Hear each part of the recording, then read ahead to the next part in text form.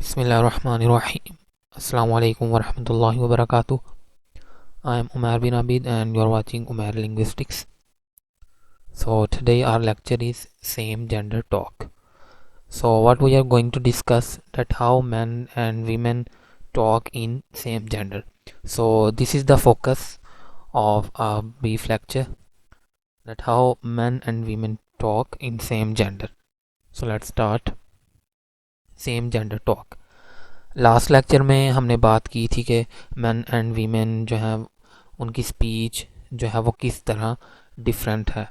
हमने कुछ physical aspects को भी देखा था कि मैन के जो वोकल ट्रैक्ट है वो लॉन्गर है एज़ कम्पेयर टू वीमेन, और इसी तरह जो मेल्स के वोकल फॉल्ड्स हैं वो थिकर होते हैं, ठीक है, जबकि फ़ीमेल के वोकल फॉल्ड जो हैं वो लाइटर होते हैं। और फीमेल के की जो फ्रीक्वेंसी है वोकल फॉल्ड्स की वो भी ट्वाइस मोर देन मेल है, यानी 200 से 400 हर्ट्ज़ है, 200 टू 400 हर्ट्ज़ फीमेल की फ्रीक्वेंसी है, जबकि मेल की 120 टू 200 हर्ट्ज़ है। और फिर हमने बात की थी कि जो रिसर्चेज हुई हैं कि फ़ीमेल जो हैं वो at the end of sentence intonation high होती है उनकी, और इसी तरह टैग क्वेश्चंस भी फीमेल ज़्यादा यूज़ करती हैं, और उनके टैग क्वेश्चन यूज़ करने का मकसद अग्रीमेंट होता है।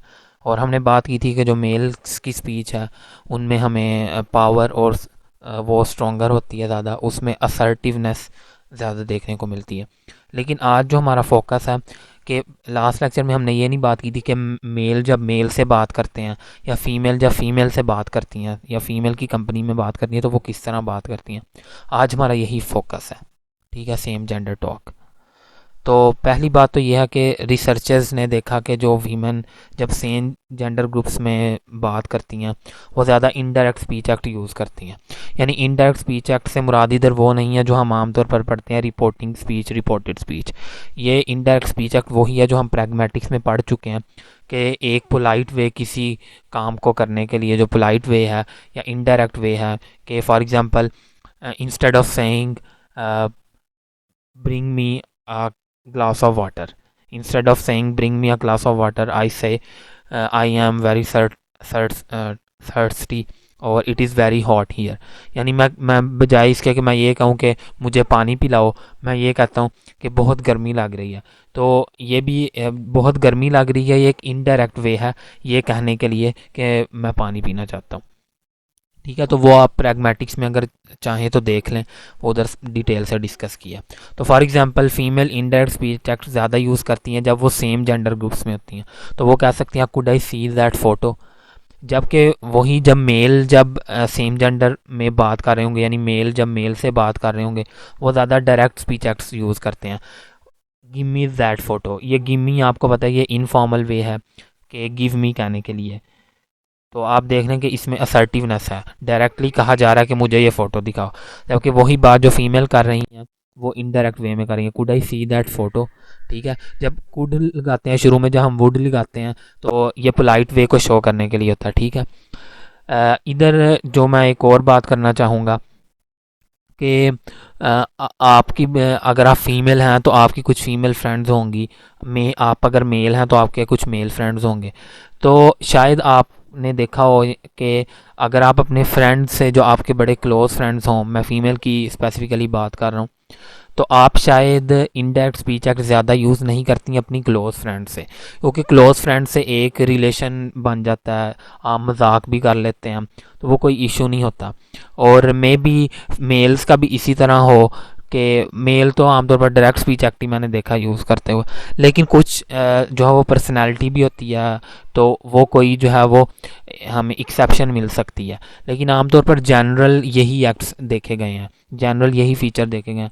और फिर वही मैं बात दोबारा करूँगा कि ये इंग्लिश लैंग्वेज की जो पे रिसर्चेज हुई हैं, और इंग्लिश कल्चर जो वेस्टर्न कल्चर है वो काफ़ी डिफरेंट है इस लिहाज से उधर किस तरह बात की जाए, तो हर कल्चर भी इफ़ेक्ट करता है। इसीलिए हमारे चैप्टर का नाम ये लैंग्वेज एंड कल्चर, तो उसको भी हमने जहन में रखना चाहिए। लेकिन ये क्योंकि इंग्लिश लैंग्वेज पर रिसर्चेज हुई हैं तो ये बिल्कुल इसी तरह है कि फ़ीमेल जो है वो सेम जेंडर ग्रुप में ज़्यादा इनडायरेक्ट स्पीच एक्ट जो है वो यूज़ करते हैं, जबकि मेल ज़्यादा डायरेक्ट स्पीच एक्ट्स यूज़ करते हैं।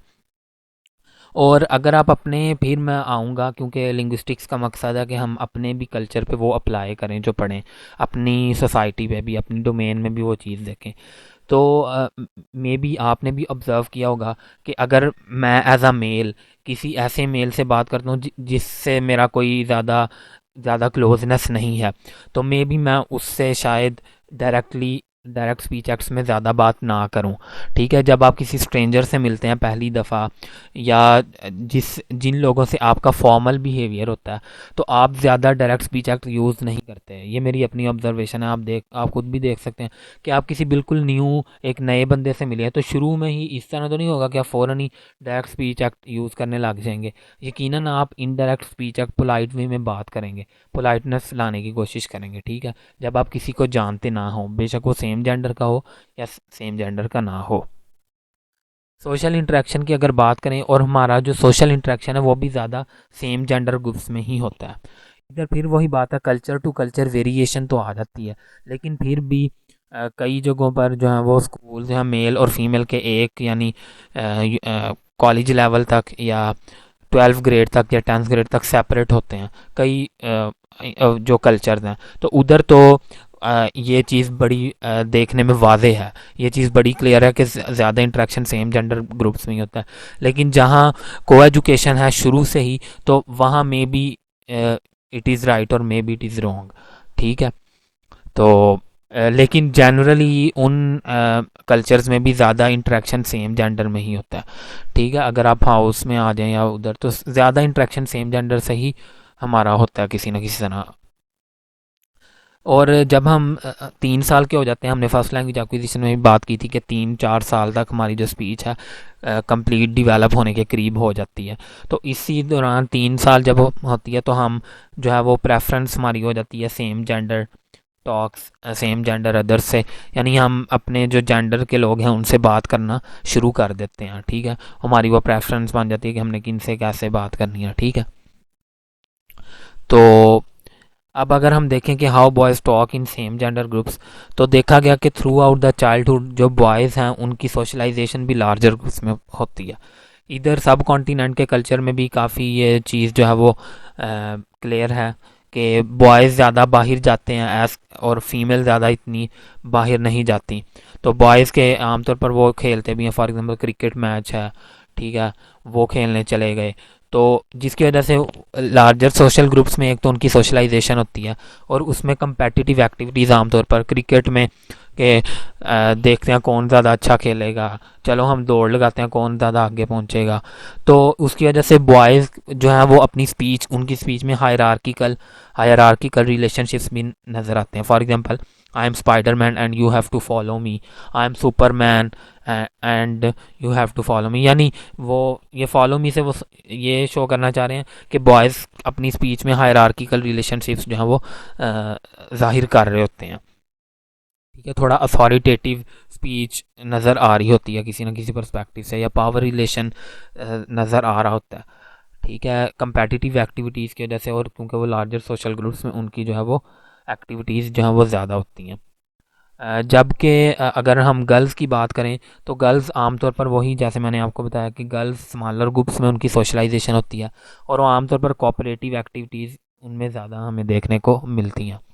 अगर यही चीज़ आप अप्लाई कर सकते हैं अपने क्लासरूम में भी, मैंने भी क्लासरूम में देखा कि ठीक है, कोऑपरेटिव एक्टिविटीज़ इस तरह की, अगर कोई फॉर एग्जांपल कोई फंक्शन है तो कोई चीज़ डेकोरेशन करनी है, तो गर्ल्स इस तरह के जो है वो एक्टिविटीज़ में काफ़ी ज़्यादा कोऑपरेशन करती हैं। और establishing reciprocal relationships and exchange roles. Reciprocal का मतलब होता है कि फॉर एग्जांपल जैसे ये you can be the doctor and now and I will be ill, ये रेसिप्रोकल है कि फॉर एग्जांपल दो छोटी छोटी जो है वो गर्ल्स खेल रही हैं, तो पहले एक डॉक्टर बनती है और दूसरी जो है वो पेशेंट बनती है। फिर वो कहती है कि चलो अब मैं पेशेंट बनती हूँ और तुम डॉक्टर बनो, तो ये रेसिप्रोकल इस चीज़ को कहते हैं। ठीक है, कि रेसिप्रोकल का मतलब होता है कि एक चीज़ की दो साइड्स, ठीक है, और लेकिन वो दोनों साइड्स एक जैसी हैं। ठीक है, इसे हम रेसिप्रोकल कह सकते हैं। तो गर्ल्स की सोशलाइजेशन में हमें ये चीज़ मिलती है, और रेसिप्रोकल रिलेशनशिप और एक्सचेंजिंग रोल्स, तो उस वही चीज़ उनकी जो है वो स्पीच में भी नज़र आती है। तो देखें जो हमारे एक्शन होते हैं वो हमारी स्पीच से पता चल जाते हैं। असल में ये मकसद है। हम एक्शंस का तो जिक्र कर रहे हैं कि बॉयज़ कंपेटिटिव एक्टिविटीज़ में या क्रिकेट खेलते हैं। अब क्रिकेट खेलना कोई लैंग्वेज तो नहीं है, लेकिन वो हमारी लैंग्वेज से शो हो जाता है। ठीक है, कि हम जो है वो क्या कहते हैं कि ज़्यादा कोऑपरेटिव एक्टिविटीज़ में शामिल हो रहे हैं या कंपेटिटिव एक्टिविटीज़ में। तो ये भी इधर है कि जो वो उनका एक्सचेंजिंग रोल्स या रेसिप्रोकल रिलेशनशिप्स का हमारा क्लेम है वो किस तरह पर सही साबित हो रहा है कि गर्ल्स की स्पीच से। ठीक है, you can be doctor now and I will be ill. ठीक है, इस तरह। तो मे बी ये भी चीज़ कल्चर टू कल्चर वेरिएशन इसमें आ सकती है। मे बी आपका एक्सपीरियंस इस तरह का ना हो, आपका गर्ल्स से ऐसा एक्सपीरियंस ना हुआ हो कुछ गर्ल्स का, या कुछ बॉयज़ का बॉयज़ से उस तरह का एक्सपीरियंस ना हुआ हो जो कि हम इधर जिक्र कर रहे हैं, तो आप डिसएग्री कर सकते हैं। लेकिन ये वो रिसर्चेज़ हैं जो अच्छी रिसर्चेज़ हैं और प्रूव भी हुई हैं। ठीक है, और स्पेसिफिकली ये ज़्यादा जो है वो इंग्लिश लैंग्वेज कल्चर से रिलेटेड है। लेकिन अब मैंने आपको शायद पहले भी बताया कि बहुत सी रिसर्चेज़ हैं जो और लैंग्वेजेस में और कल्चर्स में भी हो रही हैं। रीज़न्स क्या है कि कई जो सोसाइटीज़ हैं उनमें सेम जेंडर सोशलाइजेशन जो है वो रीइंफोर्स की जाती है। ज़्यादा सेम जेंडर सोशलाइजेशन ही होती है, ख़ासतौर पर जहाँ रिलीजन का भी थोड़ा होल्ड हो, और सब कॉन्टिनेंटल कल्चर में भी। तो अब ये ज़्यादा कॉन्सेप्ट नहीं है कि जो है वो मिक्स जेंडर गैदरिंग्स हों या मिक्स जेंडर सोशलाइजेशन को रीइंफोर्स इतना नहीं किया जाता। सेम जेंडर सोशलाइजेशन ही होती है। और एजुकेशनल एक्सपीरियंस भी हैं, यानी कई यूनिवर्सिटीज़ भी सेपरेट है फ़ीमेल के लिए। तो इस वजह से ऐसी सोसाइटीज़ में तो जो है वो हमारा इंटरेक्शन 90 to 95% फिर सेम जेंडर ग्रुप्स के साथ ही होता है। ठीक है, तो तो ये जो कई सोसाइटीज़ में है इस तरह की सोशलाइजेशन रीइंफोर्स की जाती है। और और इसी तरह सोशल प्रैक्टिसेस भी वही होती हैं कि फॉर एग्जांपल कि आप क्या कर सकते हैं, आप क्या नहीं कर सकते। यानी इसकी ये एग्जांपल है कि कई सोसाइटीज़ में फ़ीमेल को कहा जाता है कि आप उधर जॉब ना करें जहाँ मेल्स भी हैं। ठीक है, तो ये एक सोशल प्रैक्टिस इसे कहेंगे। ठीक है, तो कि आप उसी जगह जॉब करो जहाँ फीमेल्स ही हों, या फीमेल्स का ही स्कूल जो है वो आप गर्ल्स स्कूल में ही जॉब करो। ठीक है, बॉयज़ स्कूल में या बॉयज़ कॉलेज में जॉब ना करो। ठीक है, तो ये सोशल प्रैक्टिस है। ठीक है, तो ये भी कई सोसाइटीज़ में कई कल्चर्स में इस तरह की भी प्रैक्टिस जो है वो रीइंफोर्स की जाती है।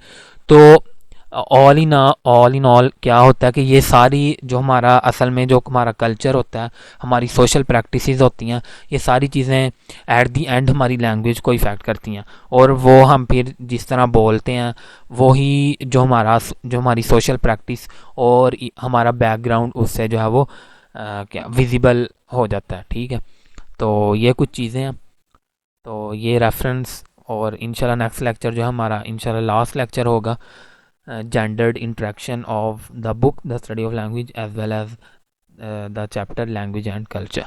So don't forget to give your feedback. Remember in your prayer. Jazakallah khairan and thank you.